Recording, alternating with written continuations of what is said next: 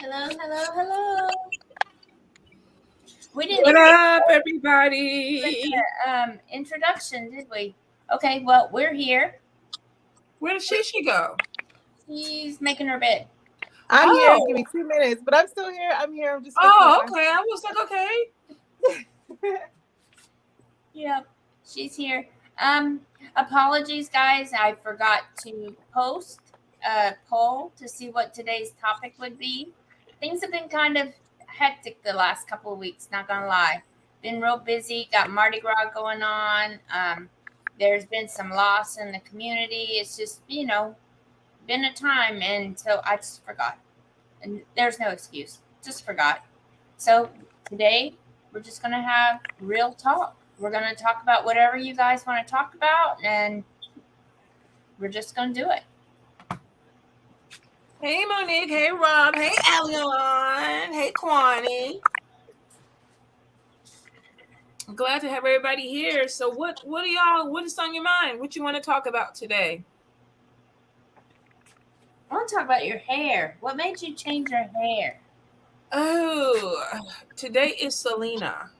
I felt like Selena. I was actually doing laundry, and Jazz has all her wigs on the side, and Selena fell out. And I was like, okay, let me see who this one is.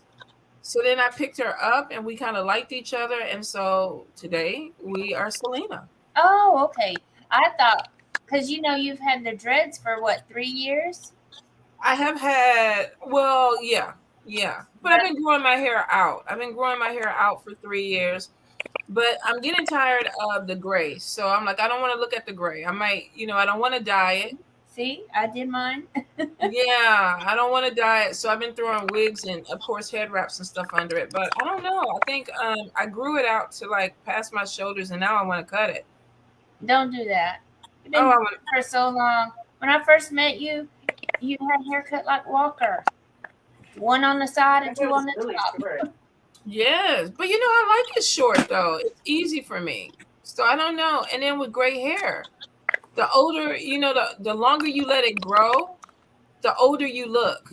Yeah. So it's almost like, okay, yeah, it's down to my shoulders, but it's all gray. Well, remember, I had mine gray for a little while. Yeah, but I mean, it wouldn't be so bad if it was like all silver, but it's, it's salt and pepper. So it's like, But mine was dyed gray. I've never let it actually grow off. I've let it get down to about right here. And then color it? And then I color it again. I've never let the whole head go gray. No, I've been gray since I was 18. I actually started graying when I was 16, but I had that white streak. Yeah, I had. I think I was about 17, and it started coming in, like on that. Right. Mm-hmm. Wisdom. Let's see. Dress change. Like my hair about 2 years ago. Let's see. Let me pull it back down. Monique, I made a drastic change and locked my hair about 2 years ago. It was so random. I want to lock my hair, but my hair is really, really fine, thin, and it just looks like ramen noodles to me.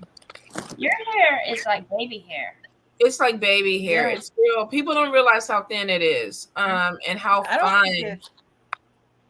I don't think your hair is thin and fine. I think, the longer we keep our hair in braids is what I'm often told, then it doesn't always grow as strong as what we want because we have it wrapped up, and you're supposed to leave it out, I guess, for like 2 weeks to a month. In between, let the air get on it. But I've always had. It's always been fine. It's always, I don't have. It literally feels like a toddler's hair. Yeah, I've always had really. Baby, she had that really curly hair, and it's real soft. It's softer than any adult's hair. It's like a baby hair. My texture doesn't work for me. I want like C4 hair. 4C. That's 4C. C4, 4C. That's what I want. But I don't have it. I'm gonna pull up a picture of when we first met. That first day we met. And was my hair wrapped? No, girl, you had just regular hair. It was just regular hair. Regular hair. Regular hair. But you know, too, the older you get and you go through menopause, you naturally start thinning too. So I mean, I'm 54. Is it? You So, better just put some But no, castor oil on it. but it was so fine and so soft, even back then. yeah, that comes from the Spaniard grandmother. I love thick hair, Day Day. I love, if I could, I mean, thick hair, if I could have it long. I don't know if you guys know I am Hama. Her hair is amazing. Every time I see it, I was like, if I had that hair, you couldn't tell me anything. I love big hair. I love thick hair. Oh yeah, It's David has gorgeous hair, and I love her puffs. Oh, I love her puffs. See, mine when I try to puff it, they just go. "Ew." They're sad. I don't know. I'm about to get. I'm sitting here looking at our friendship page. We are a mess. What you mean we're a mess? We're bad. I Look, believe let me it. see if I can share my screen here. It's coming. The post made from when we were coming back from Portland. Girl, let me see if it'll come up. Hey, Vet. You guys, if y'all haven't got your tickets for the Detroit Festival in May, definitely go ahead, get your tickets. I'm gonna be there. Ugan Sherman is gonna be there. I'm trying to think. Who else? It's all over my page. She has some Is amazing. Motown Witch gonna be there? She should definitely be there. Well, she's the one putting it on. Yeah, so Motown. It's her Witch event. So she has some amazing people that are coming in. So it's going to be really, really good. I'm excited about it. I've never been to Detroit. And everybody keeps messing with me talking about you need a bulletproof vest. And I'm like, what are you talking about? Oh, Detroit's rough. Detroit's rough, so you need to be prepared. Well, shit. I'm calling down the blood of the Loire. I was gonna say the blood of Jesus, but you won't need it because there is blood in the streets of Detroit. It's like, is it still murder capital of the world? Well, it's a witches event. It's a magical event, so it should be protected. We should all be protected. Look at that. I was gonna say we're gonna be bulletproof, and then y'all might see me on the news. I ain't claiming nothing like that. Say that. Do not claim that. I'm not. I got the Matrix vibe over here. I'm like this. Motown Witch is here. Hey, Yvette. Let's see. But no, so the news makes it worse than what it is. Okay, so I'll take her. Don't go like downtown by the Tiger Stadium, the old Tiger Stadium, or the courthouse, or or everywhere. Dearborn Heights, don't go there. I think honestly, anywhere that you go, you have to be cautious nowadays. Well, just so you know, our Rob's gonna be selling his goodies to make money to get to the event. So let's just get him pimped out. Oh, well, sell what you gotta sell, baby. It's worth some money. So don't take nothing less than what they trying to give for you. But Yvette, right? Yvette is like, even when you travel out the country, they make it sound worse. And I've traveled a lot of places solo by myself, which, you have to use your intuition and your common sense. Anywhere you go, you don't put yourself in any type of place that you're not supposed to be, because typically that's where stuff goes down. But for the most part, if you use your common sense, you know where to go and where not to go. And my spider senses be like, nope, your ass need to be from over there. One time, y'all, I was in Puerto Rico by myself, and I got stranded in Puerto Rico for 2 weeks, which was amazing, to be honest. If you're going to get stranded anywhere in the world, Puerto Rico is the place to get stranded. And one night about 10 o'clock, I was hungry. I was staying in a hostel, but the hostel actually everybody had their own room, their own bathroom. So it was an amazing hostel, because I've stayed in some places that were just kind of iffy. But I got up and I was like, 10 o'clock, I want some pizza. And Spirit was like, your ass is not supposed to be walking down these streets at 10 o'clock at night to get some food. But I was hungry. I can't go to sleep with my stomach growling. So I'm walking. I got my pizza. I got turned around some kind of way. I don't know. Maybe I was hangry or delirious or whatever. But I kept walking, and I was like, none of this looks familiar to me. And Spirit was like, my chest felt like my heart was about to be yanked out my chest. Spirit was like, oh, Spirit was like, turn your ass around now. I didn't have to hear the words. I felt like Spirit grabbed my left titty and yanked. Oh I felt a chest in my pain. I felt a pain in my chest on my left side where it was like something yanked me. And I was like, oh, I said, oh no, I'm not having a stroke in Puerto Rico. So I turned, and the more that I walked in that direction, the pain eased up. But Spirit was like, if you keep walking this way, we're going to make your ass hurt. We're going to, yes, Day Day. I felt it. It probably was my heart, but I'm going to tell you, it felt like it was my left titty. I ain't even going to lie. Like somebody grabbed it and put it in a little donut thing and yanked it. Spirit was like, turn your ass around. Sometimes they have to do that to me. How many of y'all have not? Go ahead, Lynna. Oh, how many of y'all have been somewhere in your intuition has literally like yanked your soul and told you, Yvette said that happened to you in Brazil? Exactly, right? Okay, Alion, you don't know how that feels. That's because, babe, you're going the right path right now. But when you're not going the right way, Spirit will yank your soul. They will make you feel some very uncomfortable things because they're talking and you're not hearing. So they have to physically hit you with some stuff to make you turn around. And that moment I felt that first, I was like, okay, let's go a different direction. And the more that I walked, it eased up. But yeah, that's when I learned how to really, I'm not even gonna lie, that's when I learned how to really trust intuition. There's been so many times that it's happened to me different ways, but so many times. Have y'all ever felt that? Yeah, I mean, mine would be like something weird though. It would be like, I mean, I've had the instance where somebody called my name.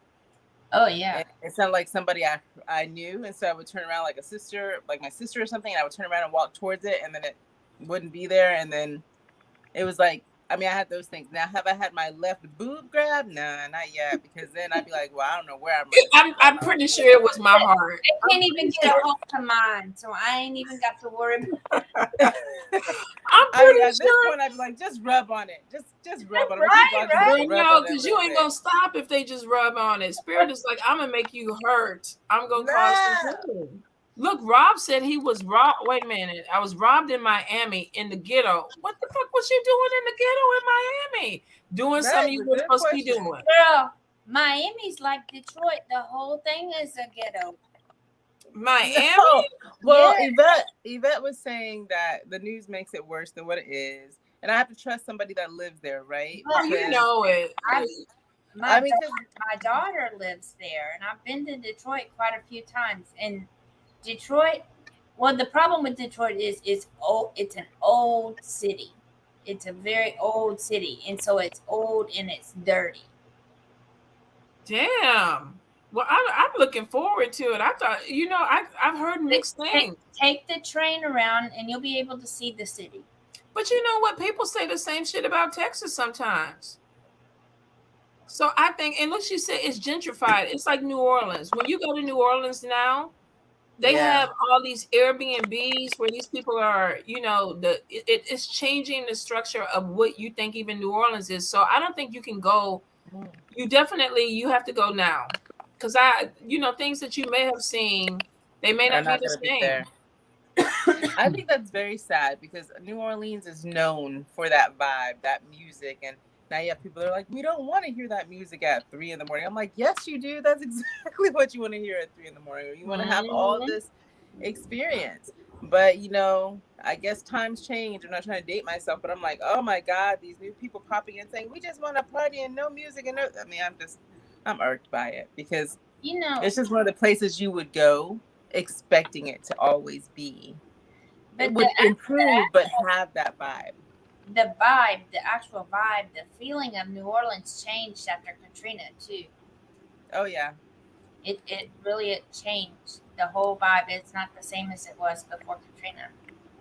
But I will say that the spirits are very active in New Orleans. They are, but before Katrina, it was a lot more. Yeah. A lot more before control. I agree with you there. And I think each place has its own spirits that give you the warnings, not just your personal spirits, but I think a lot of times the spirits in those areas, the land spirits that are, and people who have passed that warn you not to go this direction because they met their fatal outcome there. So I do believe that when you travel, you connect with spirit a lot of different ways. Yeah. Let me show you what I was talking about being bad. Look at our page. You're not sick. I have a case of corona. I don't even remember this. That's coming back from Portland. Oh my God. See, we had some bad stuff, but let me see. I want to find that picture of when I first met you. Look, Tanya's finally got some snow. That was beautiful. We're right in the corner. The one where I have the black shirt on is that first day that we met. Where? Oh, yeah, right there. Okay. Mm-hmm. That's the first day that we met. Remember, I was talking to that woman. Look at me. Yeah, you just have regular hair. Oh, I was thickums back then too. God damn it! I thought I was skinny. Wishful thinking, girl. You've always had the curves, Tanya. You've always had the curves. Like I'm Amazon. But no, your hair is so baby fine. It's so soft. Yeah, that's the way it was. I don't know. I think I might cut it again. I don't know. We shall see. But yeah, what year was that? Oh, that was 2017. Dang, it seems like we've been friends longer than that. I know, right? That's when I was talking to that old crazy girl and you and Taylor walked up. Yeah. You were outside. We had to move inside. What is that?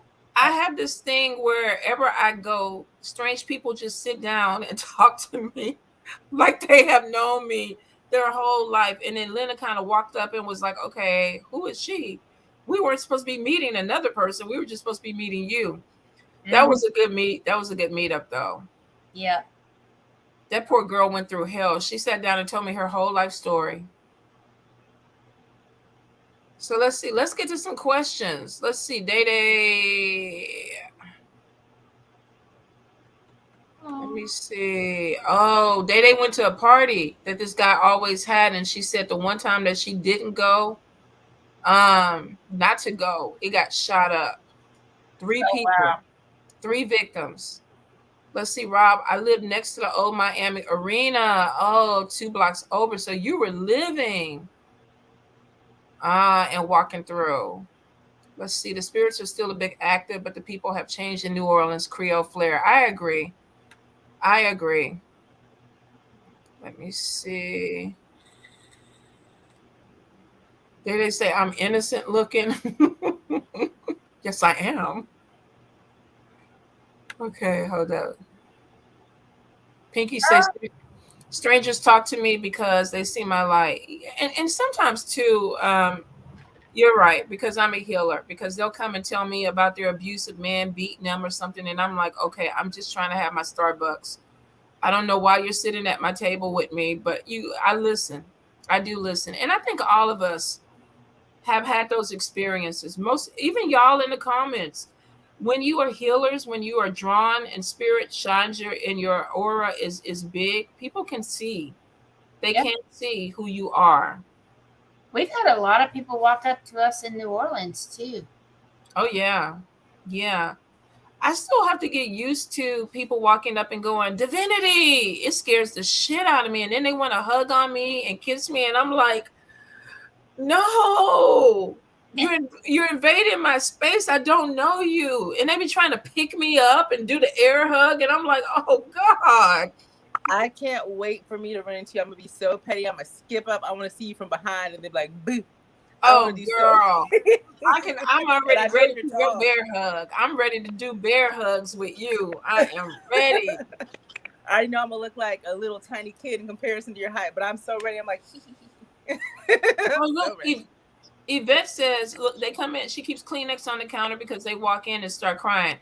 I will tell you, now, the first time I met Yvette in person, and she is beautiful, but I thought she was taller from Facebook.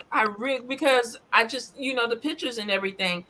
When I met her, she is really, I don't want to say small, but she's shorter. And of course, I'm tall, so a lot of people that I take pictures next to, I look like a freaking Amazon. Well, that's what with Elisa. Oh, Elisa. Oh, yeah, Elisa's Amazon. Was short. Cousin is tall. She's like damn near 6 foot without heels. I'm like, I want some of that height. She should have shared some of that height. Oh yeah, she's tall. But let me tell you, Yvette was the energy and the aura from her is powerful. Like when I first met her, and she was sitting at a table, she was selling products, and it's just the way the energy that she emits. There's some people that you can just feel them without them even having to open their mouth. And she was really, I could feel it like that. And her husband is like the sweetest. Like he talked, he sat up there, he was very personable, very, very good company. Look at what she said, she's 5'4". Oh, she's taller than me. She's taller than me too. Yeah. Yeah, well, shit, she was taller than Campu. Her and Campu took a picture together, and I was like, God damn, he has to be 3 foot. If he's taking a picture, and Yvette is taller than him, they took a picture together. Campu was like, God, Yvette was here, Campu was down there. I was like, what the fuck? Oh my God, what is he, like 4 foot?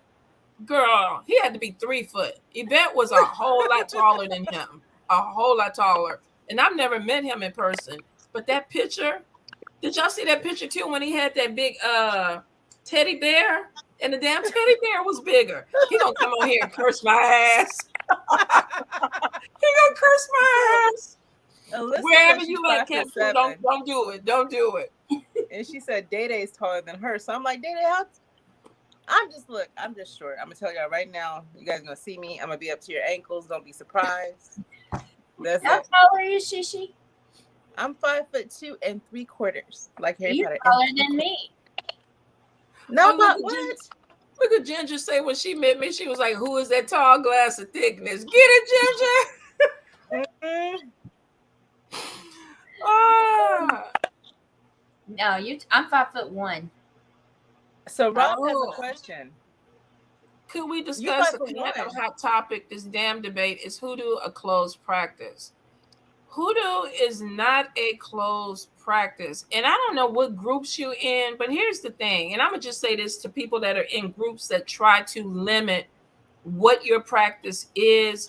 You need to disconnect. You need to get out. Now, are there certain things that you don't need to be involved in until you're invited to the table? Absolutely. I don't think anybody should force their way into any type of tradition.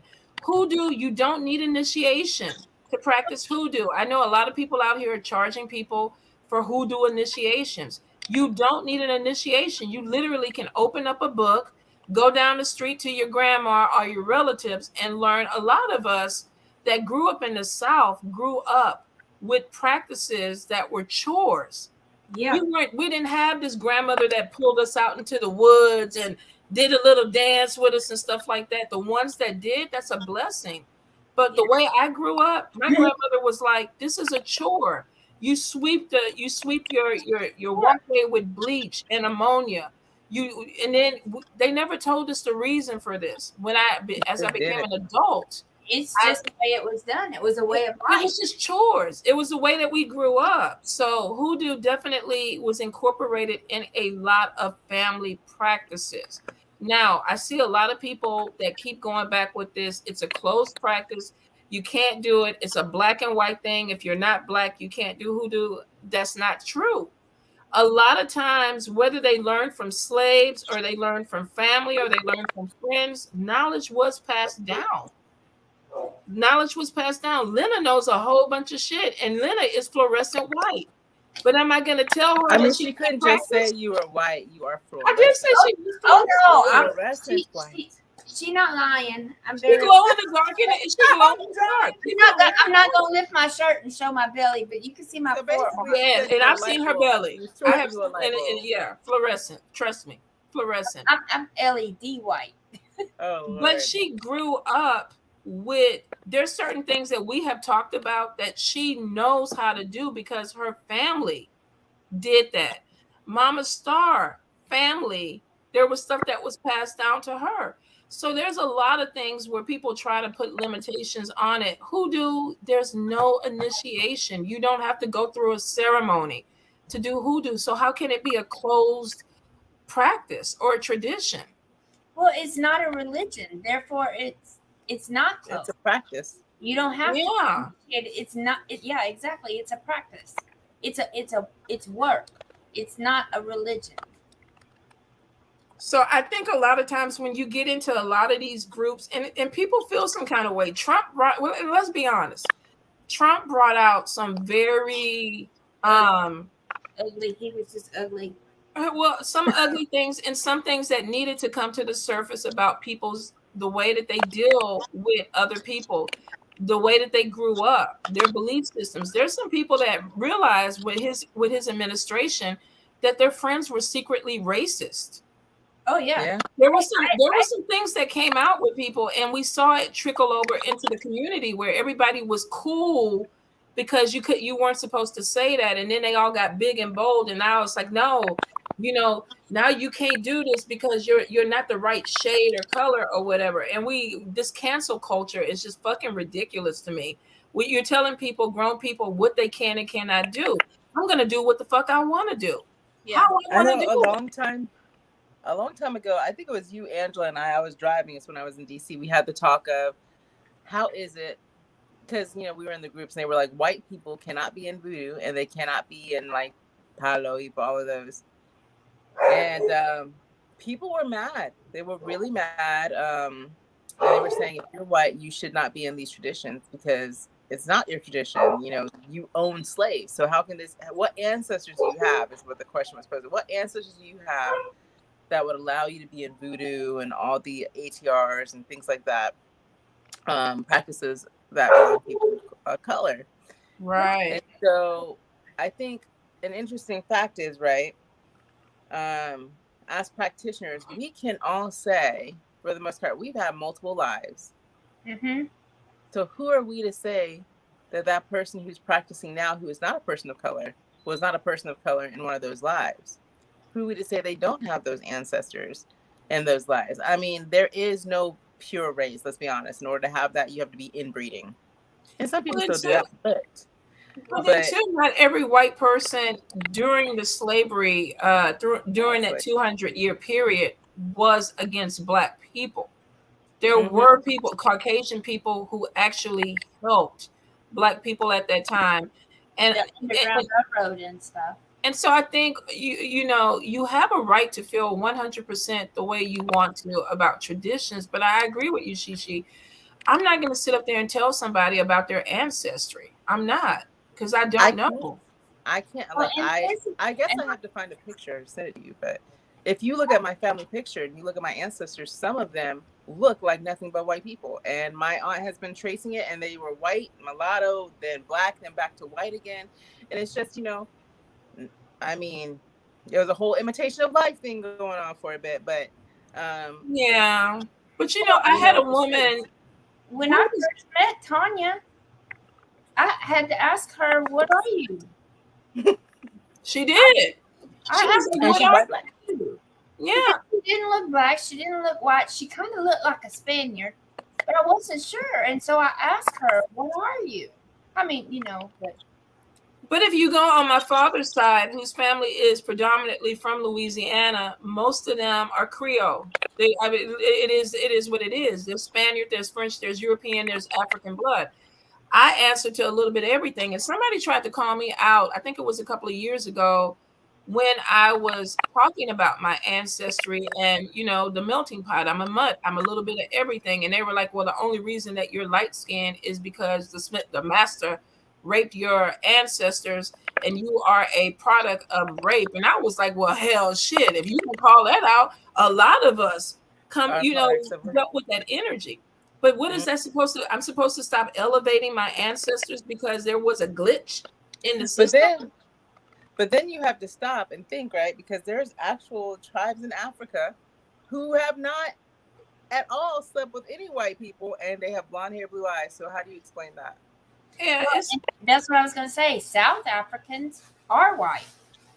Mm-hmm. And they're very much Africans. Well, it really depends on if you're gonna throw.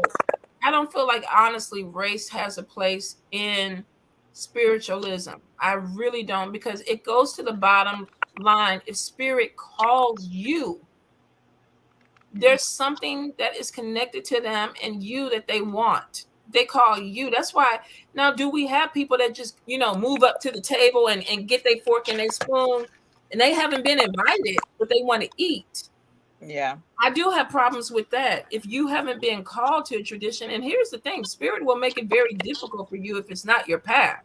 Right. It's not like that. A lot of people get in and they get to do whatever they want to do because spirit has put some people through some hell. Hell, I know some people who have died because they have tried to force their way into certain traditions, and spirit is like, hell no. There are a couple of actors that went to Africa that tried to initiate into things that they were not supposed to be in, that died. They're no longer here. They got an initiation and then they died trying to come back. So I think we have to realize that it's really not a black and white thing. It's a spirit thing. And I want to point out, and I'm sorry if this hurts your feelings, but Yoda died in your arms. When his spirit left his body, what color was he?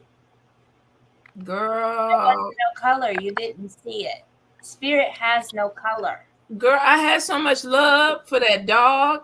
I had so much love for that dog. When his spirit left his body, he immediately was an ancestor to me, and that's all I needed to know. But he had no color. I didn't care he was a dog. Exactly. I did not care he was an animal. He was immediately an ancestor for me because he protected me in life. Yeah. And when we die and our spirit leaves, you don't see a color either. Spirit has no color. You're gonna have people that are gonna debate, and I think I see it so much in a lot of different groups. That's why I came out a lot of them, because there's a lot of fuckery. Yeah. You have you absolutely have a right to believe what you want to believe. I'm not going to take that away from anybody. And I think if you have a coven or a practice, there's covens that only allow lesbians in. If you're a straight woman, you can't get into the coven. I'm 100% respectful of that. There are covens where all they want are black people. If you're white, they don't want you in it. 100% respectful of that, because the boundaries have been set. My problem is when you see the boundaries set and you don't belong to that group, leave the group the fuck alone. Yeah. You don't have to try to bombard it. You don't have to write nasty posts about it. Just move on. If they ain't your people, they ain't your soul tribe. And I am not in a hoodoo group. Not one. Well, I think I'm when in you too many groups, I need to erase them. yeah, I think sometimes you need to clean them, but I think hoodoo is a way of life to me. It is. That's the way I grew up in it. It's not to me like, oh, it's a magical practice. It literally is a way of life. It's the funny way I because clean I and do still things. do things. I do things, now I'm with my mom and everything. I do things and they're like, oh, you're superstitious. I'm like, that's not superstition. I was like, you grew up with that. How am I superstitious when you grew up with that and you taught me that?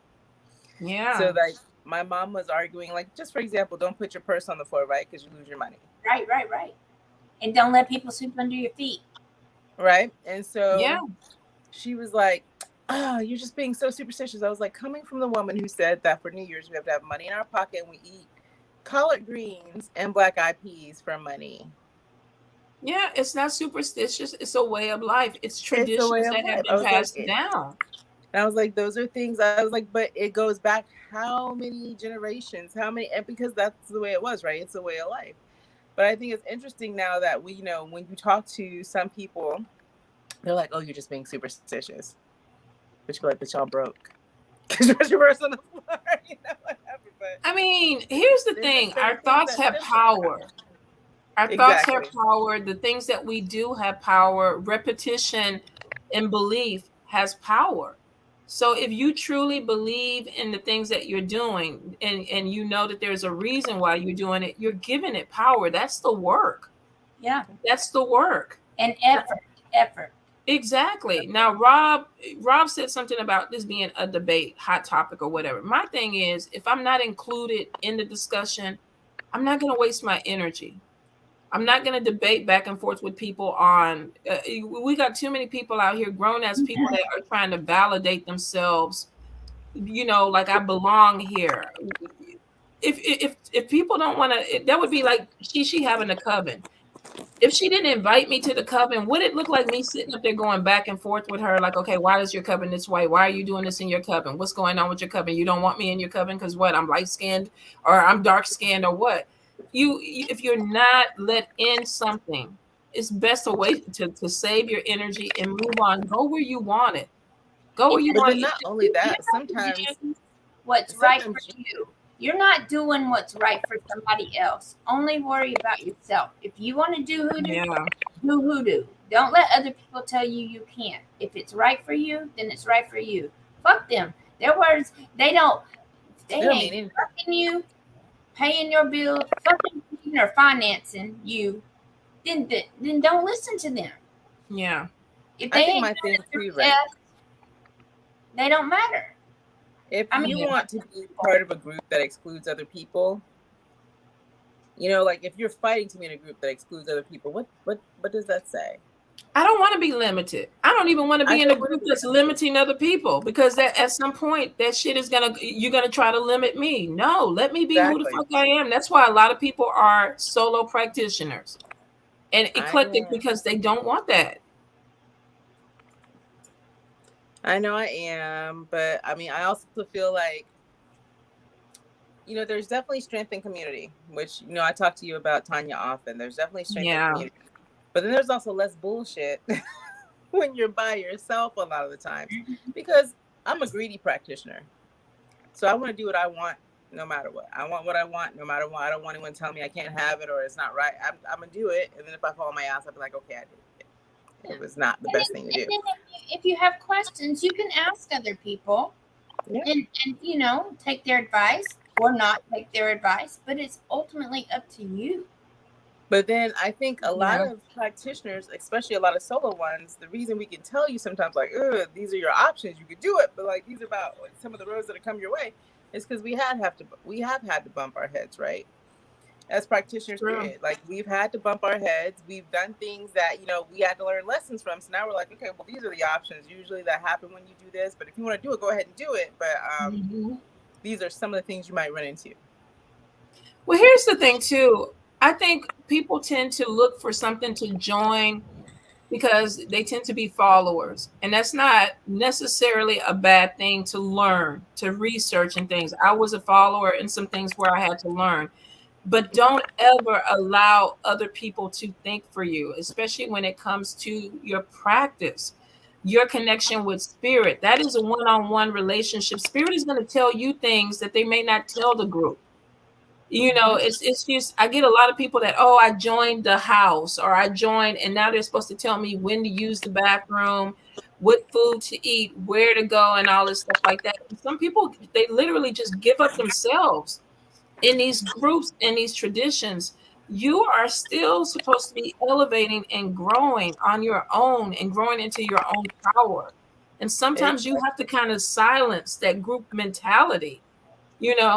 Everybody ain't moving in the same direction as you are. So even if you are in a group, the moment that something doesn't sit right with me, I left a whole house because I didn't like the direction that they were going in, because I think for myself. We ain't moving as a collective. We not. I ain't fixing to go over the cliff because 15 motherfuckers want to go over a cliff. That don't sit right with me. But it's right for them, and that's okay too.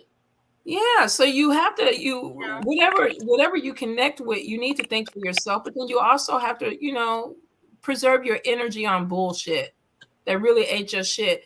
Like covens that are like, we don't like this person, so we all gonna work this person. Well, shit, I ain't got no problem with the person. What the fuck I'm doing? And then when the reversal come back, I'm gonna get hit with the reversal on some shit I ain't even want to do in the first place. And that's what I was gonna say. In the end, like even if you're part of a coven, even if you do, like let's say y'all do that group working, when it's time to pay the piper, you still have to carry your own plate. So don't let anybody make it seem like they're gonna take the burden off your plate for whatever comes your way. So if everybody's after one person, let's say that one person is really powerful and all that stuff comes back to anyone that caused issues with them, you got to pay the piper. No, Period. I don't agree with that. I had somebody one time that asked me to do some work on their behalf because they were upset with the person. And I'm like, why are you not doing the work? Because they wanted me to take the hit. They didn't want to take the hit. They wanted me to do the work for them so that with the reverse and everything would come back on me. Oh, you got me fucked up. That ain't what I do. I don't have a problem with this person. Even with baneful work, if you are being paid to do the work, I still divine on it. Does it need to be done? Are my spirits okay with this? But I'm not just going to jump into something that I don't know anything about. And I think people have to be very discerning when it comes to organizations, groups, traditions. There's a lot of things that are done in silence and secret that you may not be cool with. So you have a right to say, no, I'm not down with that. Don't just follow people over the cliff. Don't do that. Don't get caught up in the names. Yeah, and exactly. The names are the titles. Just with shit. The last few years, we saw a lot of people that had titles that had no connection to the tradition. They didn't do the ceremonies. They weren't initiated. They weren't even connected to the spirits, but they were calling themselves all kind of shit. So you can't even go by titles. Even with me, Mambo Tonya, you need to research and see what the fuck, what's going on with Mambo Tonya. Who is her godfather? Who is her mother? What house is she in? What lineage is she in? Is she active in the community? Don't just take, because I'm sitting up here calling myself, I'm Mambo Tonya. What the fuck that mean? That we see it. High priestess, all of it. Don't just follow it just because. And I was born a high priestess. I was born, a lot of us were born high priestess. We were born with our gifts. Some of us that are very gifted and powerful don't even have titles. There's a lot of people out here that have the power because the lineage gave it to them. If they don't have Tata, Babala, or Yaya, or Mambo on it. Priestess or any of that. Yeah. You got to be really careful. You got to be careful. Well, I mean, if it's real too, you know, the title don't even really matter. The title doesn't matter. The reason that people have titles in tradition is because you go through sacrifices. You go through ceremonies. And I ain't gonna lie, they're not easy. And so it's for other priests to respect each other. You know, I don't expect anybody that I meet to bow down and be like, oh, Mambo. That shit would embarrass the fuck out of me. I'm gonna be honest. Don't ever do that to me. It would embarrass me because I'm very self-conscious with it like that. But the title is telling you that I actually went the extra yard and went through ceremony, and I am getting knowledge from that is passed down through my lineage. So if you're looking for a priest, then yeah, I went through the priesthood. But you know, there's some people out there, like I said, that are very gifted, very connected to spirit. They don't want to initiate. They weren't called to initiate, but it doesn't mean that they're less than. And I think people get confused with that sometimes. But they really do. That being said, title or no title, people can still be gifted. Oh, but absolutely. If you claim to have a title, you don't, then that doesn't make you anything more than a liar. Absolutely. My grandmother was a powerful woman. She never taught. She never got a title of Mambo. But when that woman told me to get that switch off the tree, oh yeah, I knew she was gonna tear my ass up, and I was gonna feel sorry for it for a week. You gotta get the big switches, not the little tiny. Oh yeah, you can come back with a little bit. You can come back with a little bitty twig. The tiny ones, they flop around and like, they tear your ass up.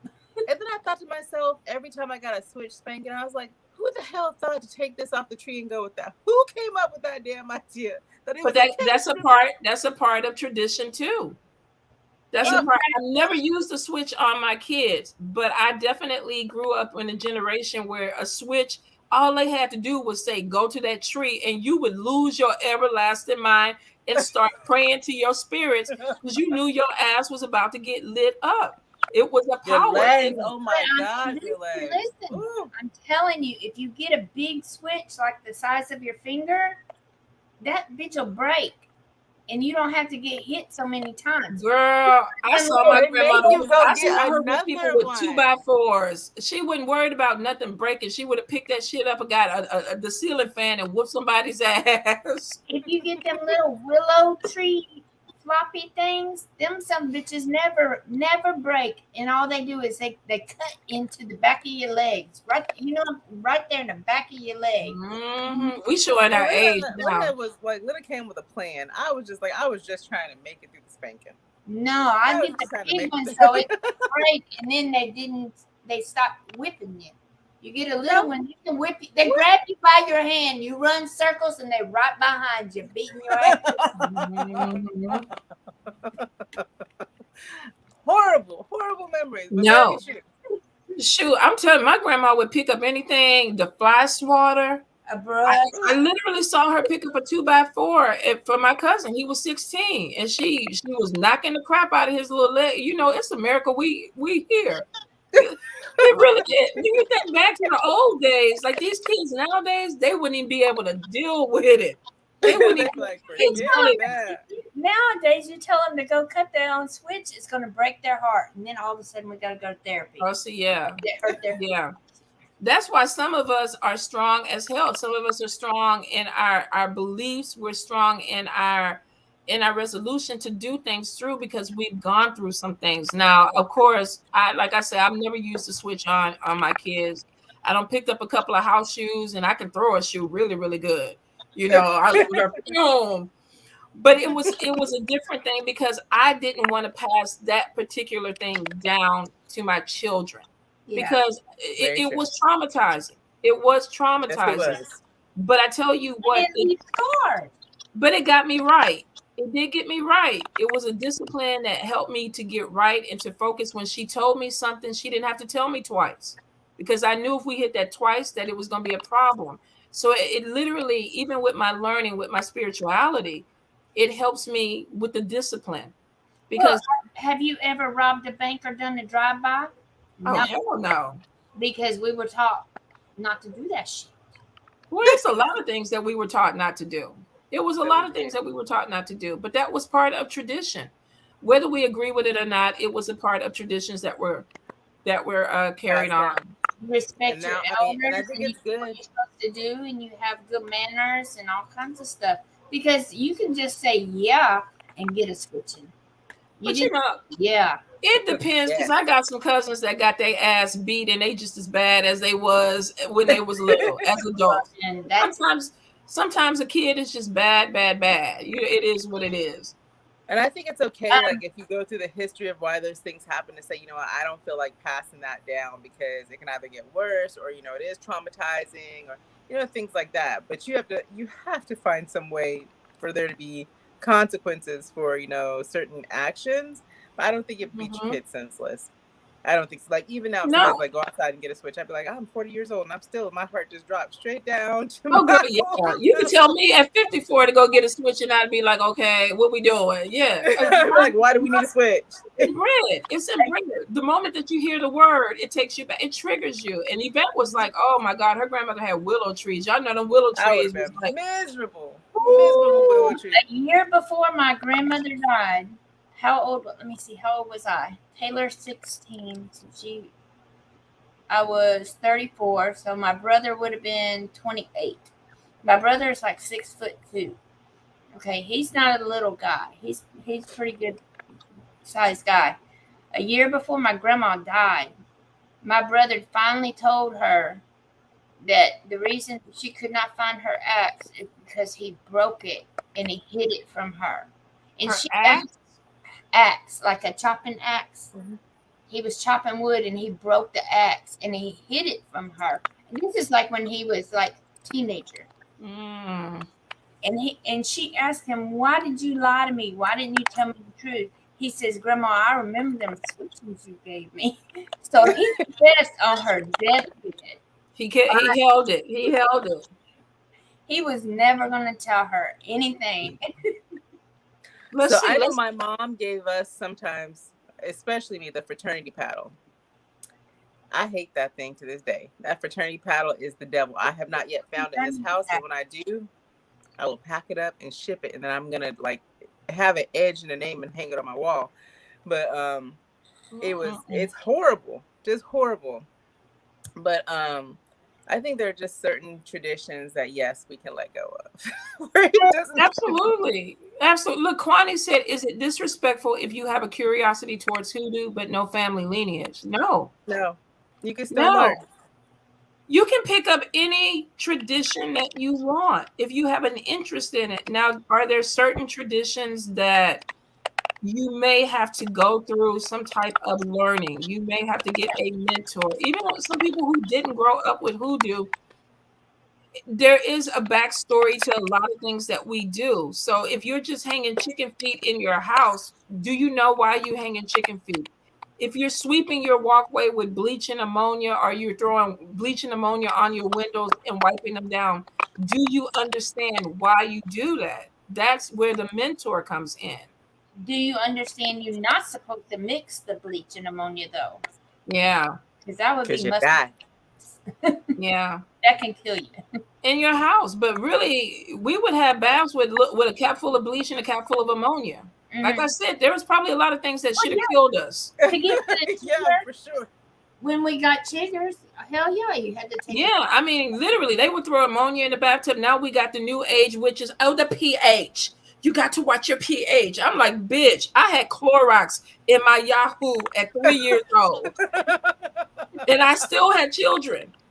So I get it, though. I get it, because the new age witches are like, you don't do that. It's going to throw your pH off and you're going to have problems. And I'm like, if they only knew some of the shit that we had. Before they knew all And that we stuff, went swimming in the lakes and the ponds and ate crawfish out the ditch. Girl, for real. With water moccasins Our swimming immune in there system with you. should be amazing, actually. So, I mean, honestly, Kwani, there's a lot of different ways that you can practice hoodoo that is not a closed tradition, and you're not really throwing yourself into something where people can tell you that you can't do it. But I will say that, learn, understand what the tradition is or why you do it. Why you do it, because that's always do your research. Even if you've been in a coven for 5 years, yeah, you do some type of work. Do your research. What day, what color, what time, what ingredients, what do you need to do, and have your shit together. Basically, know why and what to use, when to use it, and all. There's so many different elements to workings. Don't just do stuff. And there really are some good hoodoo books out there that can help, because some people have, of course, they're not going to tell you everything. I will be honest. You're not going to find everything in the books. With Mama Star. Wait a minute. Ophelia, this is not a place to be trying to recruit people or get other people's Instagram. We're not even on Instagram. If you want people's Instagrams, go look on Instagram. I'm not trying to be rude, but no, don't do that. And Marcus, you can go fuck yourself. I'm gonna block him. I'm getting Marcus. I was like, I don't even see any of these questions. No, she wants to know our Instagram. Right, but this is not the place to be trying to, our business page, Instagram. But she may just want to follow. Follow. Well, if she does, but not, I don't. You know what I'm saying. I'm confused because I don't even see the question. I thought she was talking about our business page. Well, ours is in the description. But because I was like, I think she's talking about ours. Look at me. I don't even see the question. And I'm like, that don't sound like something Ophelia would do. Well, our Instagrams are in the description. Yeah, so I think maybe what's everybody's Instagram? I think she meant us as everybody. Not everybody, just us. Yeah. So you got to apologize to Ophelia. You know I love that name. I apologize, but not to Marcus. Marcus come in here putting porno links in the thing. I think what happened was Marcus triggered you and you jumped on Ophelia. I know Lynna was like, Ophelia, we ain't gonna let that happen. We ain't gonna let that happen on here. So I saw someone's question and it was after, but I think it might have been gone. Because she was saying, well, how do you know if somebody's open to teaching? You have to ask that person. And honestly, you need to watch that person before you even ask them if they're teaching, because it might be that you may not really want to learn from that person. Some people have very limiting beliefs. There are some teachers that will never let you surpass them. And any teacher, in all honesty, any teacher is going to want you to be able to reach your element and beyond. So anyone that tries to limit you, that's not somebody you want to learn from. Yeah. You want to be able to expand in all ways. So Absolutely. I think even like I started a mentorship group, and it starts in March. And the thing about it, she's very right. I want to share everything that I possibly can with you, and that's going to be things that hopefully elevate you to where you add your little things in, and you grow, you move on. You know, it's kind of that saying, when the student is ready, the teacher will come, and then sometimes you outgrow the teacher, and you have to keep moving. You know, and you might be blessed with several teachers. I've had probably about 4 or 5 mentors where one decided to move in a different direction, and it's like, okay, our time is up. When I left my spiritual house, it was like, okay, my time was up. It's time to move on. So pray to your ancestors and your spirits to be like, okay, guide me to the right person that I need to be with. And like she said, research this person. Oh, sexual favors is a no-no. Always a no way. Always. If you have a teacher that's like, oh yeah, cool, I'll teach you, but you know, we got to get this nookie on. That's not a teacher you want. I'm sorry. Oh, okay, I was like sexual favors. Ophelia, yeah, you can follow us. You can follow. Yeah, Munchy Cheese. Lynna was locked and loaded. Lynna say, look, that's the Leo. That Leo was like, I'm ready. Well, you know, so many people come into, and not you, Ophelia, I do apologize, but a lot of people come in and they're like, DM me, and they're always trying to go into other people's pages and get everybody's contact information. And I was like, oh, hell no, that's not happening. Yeah, it does. It's one of those things. For the scammers got everybody on edge. They do. I'm curious too, Ginger. I'm like, when did she start this mentorship program? How much does it cost? Where is it at? What else is about it? Oh yeah, what is everybody doing? Let's go ahead. No, I want to hear about this mentorship program that I know Tanya started. What's up? I've been talking about this mentorship program for the last 2 months. Well, come on with it. Where have I been? We got some new here.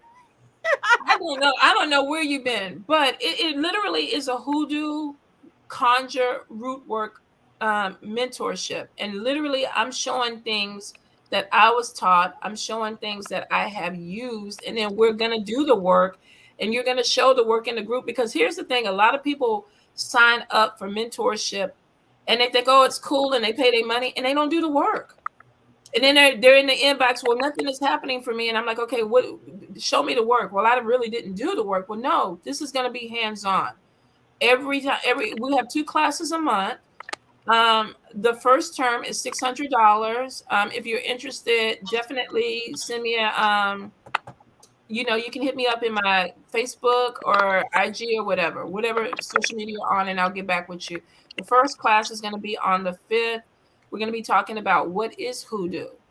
You know, you got to get the feel for the history before you move into anything else. And then once we get the feel for that, then we'll move on to the ancestors, because the ancestors are where we start. And then we'll move on to works, different works. And it's going to be a 6-month term, the first 6 months, and then we'll move into the second 6 months, which will kind of morph a little bit into voodoo, because I work with the Loire. So we're going to see how to move forward. So if you're not interested in that aspect, you don't have to do the second 6 months. But the first 6 months, definitely we're going to do some hoodoo work and learn how to do some things within the tradition or within that practice. Let me ask you a question, because I know people are thinking this. What if somebody only wants to take the second term, but not the first term? Do they need to complete the first term first? I would say yes, because you still need the ancestors. You need the foundation. Okay. You need to know how to do the work. If you're going to do the work, you need to know how to use the spirits or work with the spirits to do the work. Now, the Loire are added bonus when you start bringing them in, because there's certain ways that they can do things and maneuver. So I would say, yeah, if you're going to take the second part. The first is like a 101. The second is like a more advanced. Yeah. So how long is each term? Is it 3 months? Another question that people may ask, and I'm asking because I haven't seen. Anyway, I already know the answer to this. But if they pay you $600 and go through 6 months, which that's a really good price, y'all. Thank It you. is. I think so It's a too. great price. They get some kind of certification or title for paying you that money. You know what? They can get a certificate if they want. Who do you don't need titles? You really don't. I don't even want to put that out there because I didn't even want to lock people in. I wanted you to be able to take the class. If you don't pay for the next class that next month, you're removed from the group. You don't have to continue. So I tried to make it as flexible as I could. The only thing is you just can't pick and choose what classes you're going to take. Right. Because but no certification. You don't get a certification. You don't get a title. No. Hoodoo does not have initiation. They don't have anything like that. Some people want a piece of paper, and you really honestly don't need it. So you don't need it. I just what wanted time to are the classes? put that out I there, guess make that's it curiosity for me. The classes are on Saturday. In fact, we just talked about this last night because I was like, okay, I'm free a few days a week, but it looks like everybody's like Saturday is cool, and we're probably looking at Saturday evening. 6 Central, 5 Eastern. So, and then the classes are going to be recorded. So Okay. if you do take the classes and say that you can't be there with me one-on-one when we're talking about it, you can go back, look at the class, and I'm available 24/7 to answer questions or anything else that you need. And Shishi, I'll add you to the group. If you just want to come in. No, I'm asleep. I'm like, yeah, if you just want to come in and just have it up there, I will definitely just add you to the group. You know I got you. I'm like, I just want to see what's happening. Yeah. So what are you doing, Lynna? I am actually putting together a tarot class, and I've been putting the outline together, and the outline is probably going to turn into a book because it's already 150 pages on the outline. So that is really nice. That's awesome. It's not done yet, so I'm not ready to announce a class date yet. And I'm thinking, what I was telling Tonya earlier was, I'm thinking that by the time I get the outline finished, and it'll be a book, is that when they take the class, pay for the class, they get the book as a bonus. I was excited. I was like, she was like, we're working on this tarot thing and it's turning into a book. And I was like, oh, yes. Because that's like great to learn from Lynna and tarot because she is all knowledgeable about tarot. And she loves the history. We were talking about this earlier. Lynna loves the history, so she goes way back. So it's like everything, it's going to flow. It's going to flow with her because of the way that she picks up everything and her knowledge of it. So it's going to be, y'all, I'm telling you, it's going to be good. So stick with her on that. And Shishi, what are you doing? So I'm putting together a new manifestation class, which is good. It's taking a little bit more time because I'm bringing in new references and basically just new concepts. So I'm working on that. I wanted to post it this February, but that didn't happen with everything that was going on. I probably am going to archive the Collegium for a little bit, just so everybody knows. Going to archive the Collegium and, work really on my business page. Like I know we all three are doing these different things right now. So I'm going to archive it and I'll probably pick it up later because right now I need to focus on this, a thing at a time. Okay. I think it's going to be good because you did your first manifestation class, was it a couple of years ago? Yeah, it was like 6 months, but this one's definitely going to be shorter. Definitely shorter. Have you thought about doing like different, like my tarot class is going to be like 10 weeks because it's got 10 different levels of things. So have you thought about, like the last time we were live, we did a live on how to manifest at home. So are you maybe going to have you, look, I'm just throwing out random shit and she's going to choke me for it. Doing like weekly classes or monthly classes and having like manifesting a house, manifesting this, manifesting like different areas or categories. Right. I thought about that, but the thing is, manifestation in itself is the same. There's nothing that's larger or smaller than the other. What makes it difficult is the attachment that we put to it and the resistance that we have that we can attain those things. It's the same as spell work. Like some people are amazing at spell work and money. Like money just goes to them really easily once they light that candle. But if they do spell work Right. and love, because they have such a negative feeling or a doubt about it, love is a little bit more difficult for them.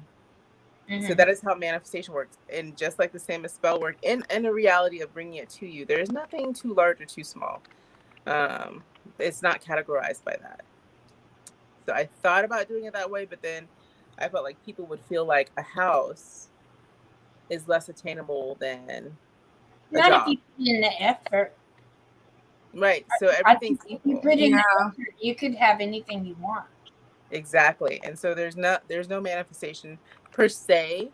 It's only in our mindset that's larger or smaller than another. Okay, so I apologize to Ophelia. Not gonna apologize to Isabel. I was like, I don't even know what's happening. I'm like, let me look at the comments. Me and you both. I'm like, who is Isabel? What just happened? Okay, we're not apologizing. Okay, got it. Kindly DM me for your spiritual life reading. We're not even doing readings. If y'all want a reading, we have links in the description. We're all three very good at what we do. So, I mean, like manifestation, I love that because to me, metaphysics and witchcraft go hand in hand. And learning more about that and pairing it together with my craft, which is a lot of what I've been doing, laying low and like studying that, has helped me out a lot. And so that's part of the pyramid is to be silent. So laying low is not a bad thing. That's actually what everybody should do. Everybody should. I mean, you guys know I woke up this year and I was like, let me go ahead and get a job. And so as I started manifesting, I got offered all 4 jobs that I interviewed for. Yes. And I was like, oh yeah, that's, once I put the headspace into it, I was like, okay, cool, I got it. They were good. And so I've been really focusing and honing those gifts and working through that. And that's been a lot of fun for me, but it's also been like a lot of time, right? Because it requires that you sit there. And that's anything in our craft, like even with my craft, you have to put in the meditation time or sitting with your spirits or however you put it, just sitting in silence. Sometimes you have to put in that time to be able to get that connection. It's when we don't sit down and connect with ourselves and our guides and our ancestors, whatever you prefer to call them, that we go off. So that's really what I've been doing, going through my mentorship. And I ran into someone that I would like to be my mentor. And so she is trying to put together a package. And so I really, really like her style and her vibe, and she's been very helpful. That's good. It's so hard to find the right person. So I'm glad that you connected to somebody because it really is hard trying to find the right fit when you're talking about mentoring or a mentor. Let's see, Menchie Cheese. If someone doesn't start the mentorship in March, the latest, you don't have to wait a year, but you definitely, for the foundation, you need to at least start it in April because from April on, we're doing work. But now, if they start in April, they'd still have to pay for March, right? Because I mean, because the class is already there. If I add them to the group, the class is already there. But if you're talking about coming in and being able to do the work and everything like that, if you can't start it in March, but Lynna's right, you'd have a double payment in April of I need to come in and catch up. But I would say April at the latest because from April on, we're doing the work. Yeah, you can get too far behind. Yeah, and it would be hard. It would be really hard. Monique is asking, how do you ladies find the ability to focus your creative ideas to be able to produce? My answer personally for that is when you have a creative idea, in order for it to produce, it has to be something that you're passionate about. It can't just be a fleeting thought. Otherwise, it's a fleeting project. It'll just come and go. You'll never finish it if you're not passionate about it.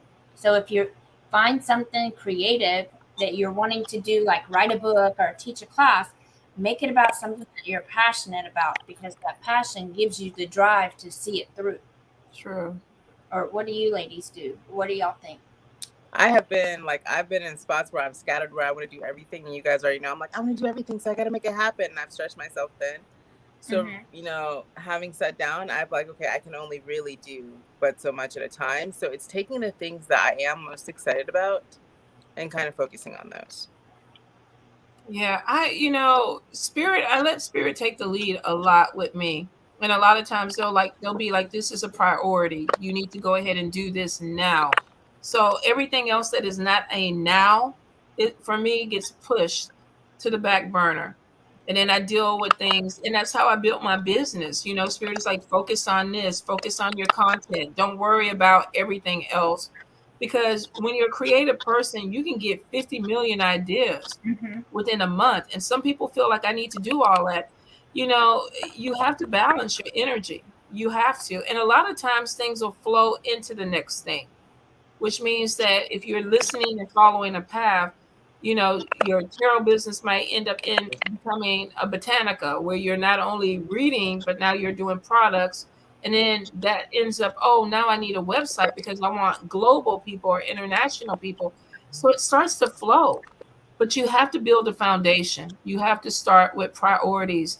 Is this going to pay my bills? Is this going to give me the foundation I need so that I can focus on this creativity? Because if you're creative with no money, you got problems. Right. You Might got have to put problems. everything on hold, pay your bills, and come back to it. Yeah. Kwani asked you a question. She wanted to know what hypnosis or Reiki would it help for a blockage, for that blockage. So I think you were talking about spiritual blockages or things where not being focused or. With manifestation, like how we place certain things on and we have blockages towards attaining those things. You Yes. could do Reiki, you could do self-hypnosis, but the way I go about it is I teach you how to reprogram your mind so that you're not worried about those things.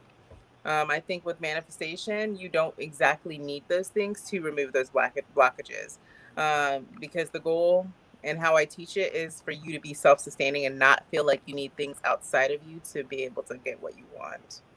It's all really within you. Yeah. Let's see, Monique, is I have so many avenues. My creative mind is always overwhelmed and I have a difficulty. So here's the thing. It goes back to what is accessible right now. What do you have the time for? What do you have the money for to complete the goal? You need a structure. You need a schedule. Okay. Lynna's writing a book. She's not going to start another book in the middle of writing this book because she needs to complete this first book, which will bring in. And I didn't even start off writing a book. I started off writing an outline for a class. Exactly. But Spirit is leading you to turn it into a book. So that creativity grew into something else. So I will say, people that get a lot of ideas, but there's no follow through, first, you definitely need to focus on your structure, your foundation, which means that you need to put this on your phone. You need a calendar. Today, I am doing this and I will complete it by this date. If you don't complete it by that date, why would you start another project? Right. People kind of get, you know, they're passionate about something, they run out of steam, and then it's like, I'm gonna put this to the back burner because it's not giving me what I need. So you got to be really, I say, don't start something until you complete something. Yeah. Because if not, you're gonna have 15 things and it's gonna be overwhelming, and then it's like, I'm not gonna do any of it. And that's the way I get when I get overwhelmed. I'm just like, fuck it. I'll go take a nap. Yeah, because you're trying to do too much. Yeah, Munchy Cheese, we can definitely talk this week. So yeah, you have to get structured. You have to get structured with anything, learning a language, you know, studying for, you know, a class, you know, a new job. You have to get structured so that you can absorb the information that you need to complete the goal. You know, and Spirit will bless you with a lot of ideas, but it doesn't mean you have to do all of them. At least not all at the same time. Yeah, and then Munchy Cheese has Nika has a really good comment about going to Facebook jail and getting a lot of things done. I dropped my phone. I didn't have my phone for a week. I got so much stuff out the way because I wasn't on TikTok. Was fucking me up. TikTok, I would do one TikTok and be on there for 2 hours. Like somebody would send me a TikTok in Messenger and I'd be on TikTok for 2 hours because I didn't have any discipline with that. So now I put my phone face down or I put it in another room and I work on my business. And then when I get done with my project, then I go pick my phone up as a reward. Not, you know, because shit, we'll have people messaging us all day. There's been times where I've been stuck on Messenger for 2 hours going back and forth with somebody when I could be doing something. And we're talking about ducks or leaves in the yard, you know, stuff that's not even important. Let me see. Let's see. Day said people get overwhelmed when only trying to get the big goal. That's true, but sometimes it's a lot of little goals that get you to the big goal. But you got to set goals. A lot of people talk about it, but are you really about it? Are you about it? A lot of people compare their goals to other people's goals too. Well, yeah, that's true too. But you know what? My biggest competition is me. I don't even look at other people's pages.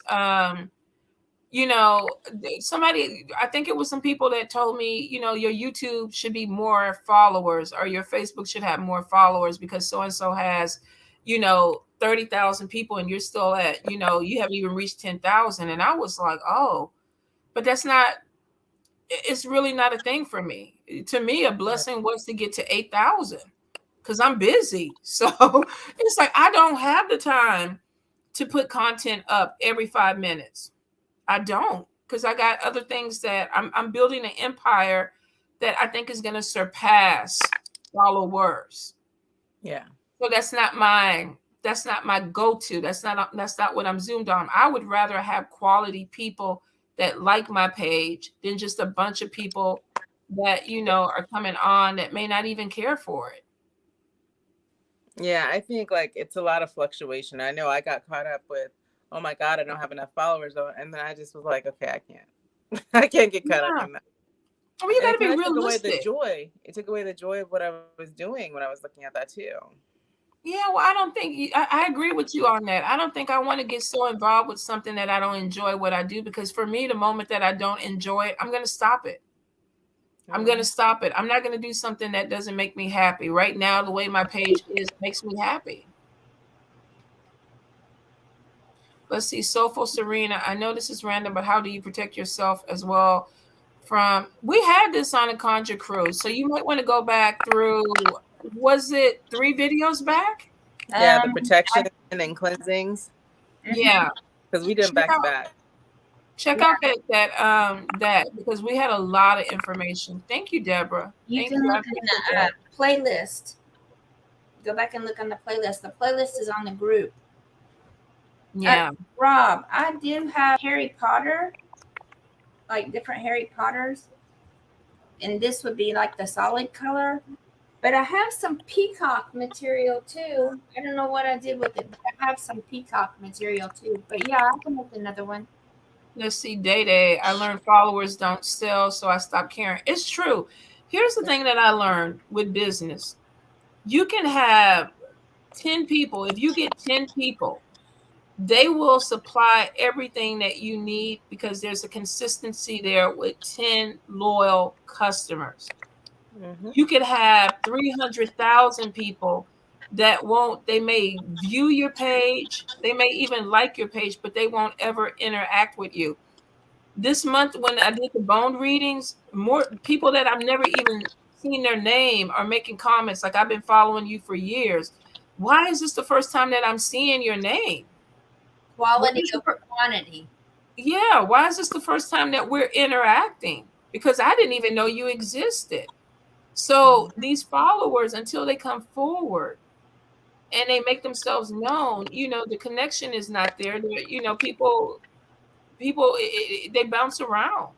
So I agree with you. Followers, definitely. It's nice to know that you got people, you have an audience, but you also too, there's a loyalty with certain people that will support you, support your growth, and support your business. And that might be people you can count on both hands, to be honest. Yeah, that is very true. I've learned that. One hand. Yeah, sometimes you're right. One hand. But sometimes one hand's really all you need. Well, I have 5 or 6 loyal massage clients that literally can keep me in business. Mm-hmm.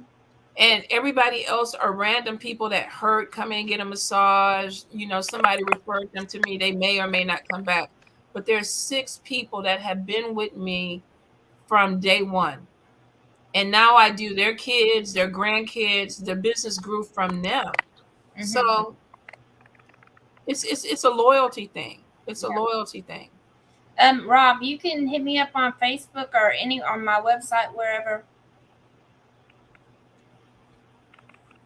Let me see. I appreciate the solid ones I have. Like, I can count them on two hands, like we were saying. And I'm like, I think they've been with me through all the iterations of the Calico, so to say.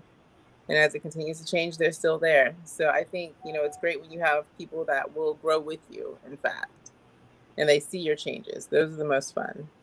Yeah.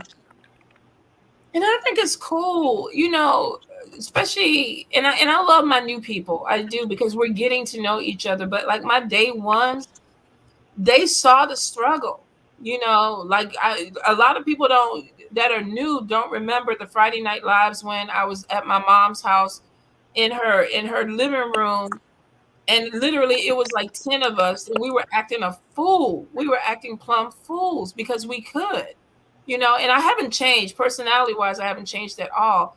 But it's certain those people that will come back in my inbox and go, oh, remember this time or whatever. And we share that memory. And it makes me feel good, because they've been with me, over 5-6 years. Some of them going on 7.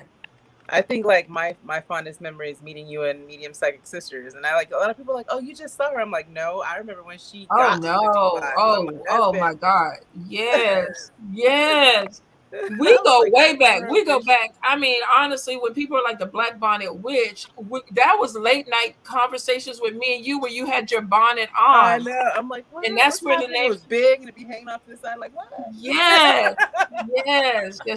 I got nothing but love for Shishi, because we used to have these late night conversations. I miss her in Germany because the time thing is a little bit off. We don't get to talk like that as much as we used to, but that used to be our thing. And I love that. It's just funny conversations like, is that normal? Are we doing this? Or, just good humor. Yeah. And so Deborah's right. Deborah was Medium Psychic Sister too. Yeah. She was Medium Psychic Sister too.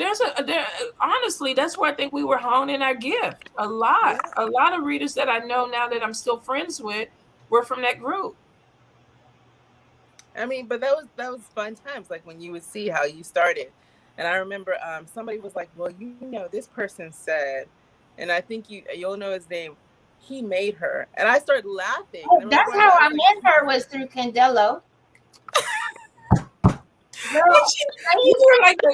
were like the man that shall not be named, and then here come Lynna Candelo. I know, I'm like, how are you gonna just the words? No, because he shared her live, and so that's how I did. He did. I will tell you that I will always be grateful. And he didn't make her. He did not. But he has said that a few times, that he made me, and I was like, no, my spirits made me. My spirits made me. But I am grateful. He taught her everything, and I was like, no. And it was like this long, and I just started laughing. I was like, that's not true. But you know what? A lot of times people only know what they hear. But people that were with me way before Candelo even came in the picture, no. Hey, I'm gonna say it, okay? How you gonna make somebody when you ain't even made? Lynna, okay, I'm with cousin. That Leo energy is on it today, girl. That Leo energy is like, you want a piece of me? You want a piece of me? Somebody that ain't even made. You ain't even made. No, girl, because it's the Mardi Gras for 2 weeks. I think the Mardi Gras done rubbed off. Girl, yes. I think so. Something happened. Yeah, Lynna throwing up bones, and she ready. I mean, I feel like we ducking and dodging on this. Wait, me? I've been doing Uber, Shishi. The last person to get in my truck, I turn around as soon as they get in. I say, look, if y'all need me to pull over, just tell me. Don't puke in my truck. I would not want to do it. You gotta tell people if you want them to know something. And I'm telling y'all, he did not make her. She made herself. And you can't make somebody something if you ain't even made yourself. Period. I am dying there, Rob. Like, she's on it. I'm like, oh God. I will say, Candelo had a very charming personality. And when he taught classes, he didn't teach so much as he showed. Yeah, he did a lot of hands-on. He did do some good works, and you can learn some stuff if you could keep up with it, because he taught fast and he talked in Spanish and you can understand shit. But Yeah. if you pay attention to the work, you could learn how to do the work, and it was good work. But he can't make nobody. He wasn't made.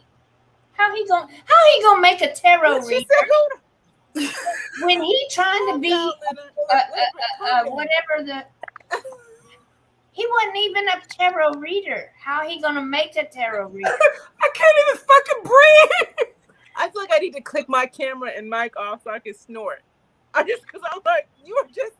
I got tears. Like, where you at? Like, I got tears. I mean, come on, people. Come on. I mean, you just going in on every look. This is just your Saturday Night Live. You are in there WWE ready to roll. How you gonna make somebody it's like me saying I'm gonna make somebody a hungan. How the fuck I'm gonna make somebody a hungan? I ain't even a Mambo. I don't even know. But you know when it I comes. only know two Lawar, and I don't even really know anything except they're twins. Okay, so You how know- do you make somebody something? But here's the thing. This is what I think he You a meant. hat? This is Lynna, wait, listen, Lynna. This is what I think he meant. Candelo used to say, "I will make you a star." And y'all remember when Candelo first came out, he was sharing a lot of people's he did. lives and things like that. And he was saying that because he was like, "I'm Candelo Cambisa." He had status. And I think that's what he meant. I don't think he meant that he was making me or anything like that. I think what he meant was that I shared your shit, and that's how you started getting followers. But I can share somebody's stuff too. Well, all right. But you're not Candelo Cambisa. If Candelo shared somebody's stuff that wasn't worth a shit, they still wouldn't be made or still be successful because they shit. You know what, Lynna? Whatever you want. You need to take a nap. I need you to get a Snickers. You need to get a Snickers right now. It's sliding off. I'm saying. Look. Wait. But okay, so like the Hoodoo Fest in Detroit, Candelo can share that and it can be his idea, but it's the people who are the presenters at the event that make the event.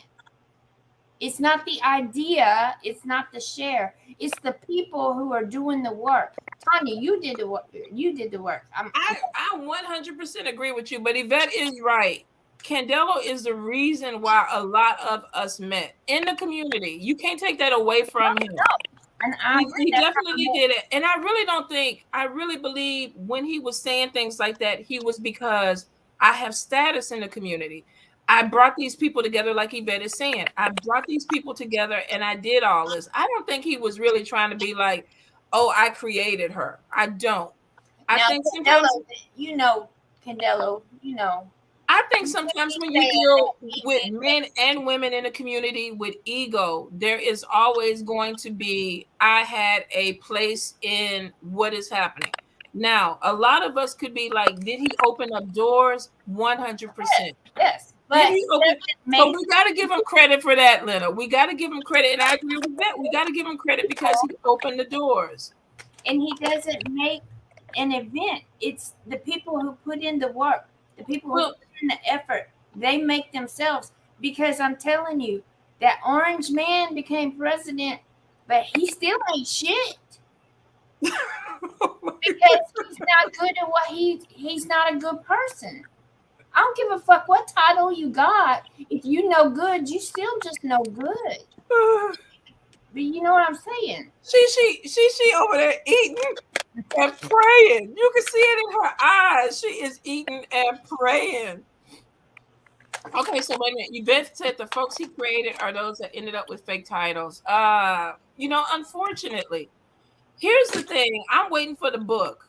I'm not going to even lie. I'm waiting for him to come out with a book because I think there's a lot of things that definitely were known that we may not have the full story for. We may not ever know the full story of it. But I think when it came to connecting people, he did. He a lot of the Denver, the one that you went to, the Denver thing.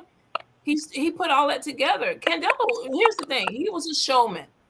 He's a practitioner, but Candelo is a showman. He's charming. He had a lot of people that were willing to work with him, and he was like trying to get everybody to get on and make money. Still has a lot of very loyal Oh followers. yeah. Now, are there other things other aspects that people have problems with? 100%. But you can't take it away that he did open the door for a lot of people, and I think he did it at the time for the right reasons. I think he was trying to get everybody to grow. I do think that he's very charismatic. And for sure. And he does have, I almost want to say he does have a good heart. He can be a kind person. He can be a little shisty, but he can be a kind person, you know? And I think he did have a good heart and good intentions, but you just can't lie and get through life on lies. You know, I'm trying to keep. A lot of people do get through life on lies. I'm trying to keep you out the pot. I am so trying to keep you out the pot, Lynna. I'm like, Lynna, where did you go this week? Was it Mardi Gras? We blame it on. I mean, you know what, Lynna? Snickers. You gotta eat Snickers. I don't like the You gotta eat a Snickers. Look, Evelina she right though. She right though. No. Oh God. I just sit up here like. I'm just trying to keep her out the pot. That's all I'm trying to do is keep you out the pot. I'ma just sit up here and eat my gummies because look, I try to help you. I try to do it in so many ways. You're like, well, forget it. We're just gonna all jump off the cliff together. I'm up here. No. Because Tonya hanging on by her wig. I'm hanging on by my wig. How good is she on the edge watching Lynn just I'm like, I'm on the edge, like, okay, what the fuck just happened? Why did they go off? Why did they go off the edge? I was like, I'm not even trying to say your name. Here's Lynna. Oh wow. I'm like, oh yeah. Lynna don't took us. Thank God it happened at the end of it too, though. Because we would have had to shut it down. I have a feeling we would have had to shut it down. But you shouldn't be afraid. Don't be afraid of anybody. It's really not being afraid. Here's the thing. You know how Beyonce has her beehive? If somebody wants to put me in a pot, tear your ass. Because my spirit's got me. Believe that. I'm telling you. Where my holy water? Where my holy water? Where my holy water? Hold up. But you gotta be confident your spirit got you. So why are you gonna be totally confident? But you are like, I'm calling everybody out today. You are like, you're anonymous. I'm saying like they would just drop that little tip here. Calling it out. I'm just saying he did not make her. She put in the effort. He did. He came up with the idea. He did not. But I am, and for everybody, even Yvette, everybody in the community that has shared my stuff, I'm grateful for. Because here's the thing. It is hard to find people that you connect with that are reputable, that have good reputations, and I have met some amazing people. I'm not gonna take that away from the doors that he opened and the people that I met through that. That is something to be grateful for, because unfortunately, within the last 2 or 3 years, there's a lot of people that have come out that have not been the best of people with the best of intentions. And I'm glad. He did have good intentions, though. But I think he did. I will say 100% he had good intentions when he was connecting everybody. Unfortunately, we had a lot of things that came out in the last couple of years that really kind of pushed people to the side, and it's making us look and research a little bit deeper. Maybe this is what Spirit wanted too, is that before you start jumping into something, just like we were talking about the mentorship, before you start just jumping and following people, you need to research, you need to know things. And we all have our stuff. Everybody has their shit. We all work in projects for sure, in progress. But I think there's certain things when it comes to the community that you definitely have to be accountable for.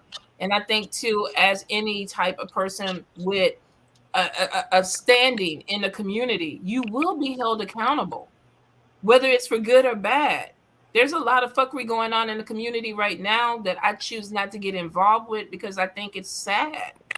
I think some of these people that I followed that I thought were in better standing, I'm starting to pull back because I'm like, man, I don't like the way they're handling things right now. And that speaks to a person's character. So I think people, we're seeing, this is Spirit bringing things out that we need to see about each other, so you know what direction to move in and what direction to run from. I really believe But that. I also think it's things that we're saying about ourselves, stances that we thought we would have Oh always yeah. taken, Oh that yeah. are just not who we are anymore, or just not who we believed ourselves to be. Oh yeah. This And I mean, so right now it's I a left big the mirror house. effect. Yeah, I left the house because it did not go with my direction anymore. It had nothing to do with the energy of the people. There's people that I still love, but I think you have people that are looking for any type of negative to bring into that. And that's where you get so much drama in the so-called spiritual community, because you got more gossips and people that are trying to cause problems than heal. If you're a healer, you should want your community to be healed. You should want people to come together. You don't want to rip it apart. We shouldn't be priests and priestesses out here gossiping. We shouldn't be spiritual workers out here. We shouldn't even be witches out here gossiping and causing drama. We should be healing a community. We got a World War that is literally looming over our heads that we should be trying to focus on and make right. So I think this year is going to show us a little bit more about who's real and who's not. Well, I And think honestly, and people have to, well, like blind following. Don't do that. Be true to yourself. Don't always accept what you somebody have to be true. said. Yeah. If somebody tells you can't take part, and I'm going back in a circle now, but if somebody tells you you can't be part of hoodoo because you're white, who gives a shit? Be true to yourself. If hoodoo is for you and it's who you are, and you feel in your heart that that's what you're supposed to do, then who gives a fuck what the other people say? Yeah. This is a big mirror year. I mean, we've had a lot of mirror years, but this is a big mirror year, not in a sense of, everything that's being done to us, but how we respond and who we are and how we've grown over these past few years. And I think, in reality, if we wake up and we're the same people that we were 3 years ago, then something's wrong. You're not supposed to be the same person that you were 3 years ago. We're talking about and that's okay for you not to be.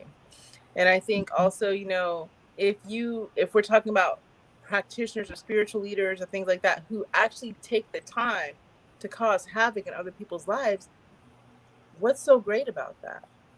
And what's missing in their life that they feel that it's necessary to cause drama? Well, I think if you're seeing people that are unhealed, you're seeing the damaged part of them come to the surface, and it's showing you what you need to see, because there's work that needs to be done. Yep. And for some, you can't connect with people that are that damaged that they want other people to be that miserable. I think you have to see that. Sorry. One of the people that follow us, she said, well, can we talk about one day envy, jealousy, greed, and spell casting on your life? She's like, because I don't understand why all of this is happening in the spiritual community and people are just throwing just to cause other people to stumble who really have not done anything to them. And we all know there's practitioners. We can't. Deborah answered it though. Deborah said unhealed people are looking for a voice, and I think that's the answer to what we can talk about. But we could do that next week, because there is a lot of jealousy and envy and damaged people in the community that they're selling their energy to people, and you have some people that are the same energy. It's trauma bonding. And that's what's keeping it going. And then there are some people who are healed that are not participating in it because they've grown past that. They've healed past it. What does it look like me to go? I see some practitioners making fun of grown people making fun of grown people because they think it's funny. Grown people that are going through hard times. What does that look like for a 54-year-old woman? For me to be sitting up there talking about somebody who's down on their luck. Shit, there was a time when I was down on my luck. Why am I going to make fun of you? I could be back that way tomorrow. Or even trying to press them down while they are down on their luck. Yeah, no, I've been there. If you're a healer, you've been through some shit. So how can you sit up there and talk about other people's shit that they're going through? Like your shit didn't stink at one point. Come on. Right. And we have to be honest. Say I don't give handouts. Well, guess what? I don't give handouts either, but I will give a hand up. It's something that needs to be healed with each individual, and we all are still works in progress. We all still have things that we have to heal from and that we have to grow from. But I'm not going to sit up there and try to make somebody feel bad that they're damaged or kick them while they're down. We all have scars. Yeah, I went through something scars. to bring people up. As a priestess, that was my commitment, is that I'm going to help as many people as I possibly can, not hurt. That never was in the commitment. Never. Right. But we see it. We see in the community. But we'll talk about that next week, because we can get a little deeper into it, because we're going on an hour and 40. That Candela turn kind of took us to the cliff. I'm just saying. Anyway, we love y'all. I gotta take Taylor to class, so I will put a poll up on the group tomorrow. In the meantime, y'all throw some ideas out on the group. Post them in the group. What would you like to talk about? And the topic that she brought up, the jealousy and stuff in the community. I think we should go ahead and hit that. I mean, shit. People. All right, I can add that. I can add that to we're gonna need you though to eat a Snicker and drink a cup of coffee before we do that one. Okay. Care Bear stare. Yes. You talking about? No, not really. Yeah, we will get on it, but we definitely gonna make sure Lynna eat before we do it. Girl, I'm just saying. But it wouldn't matter whether I eat or not. It's still the same answer. Oh, well, good Lord. It's the truth. The truth is the truth. If you can't be true to who you are and speak the truth, then well. Anyway, we love you guys.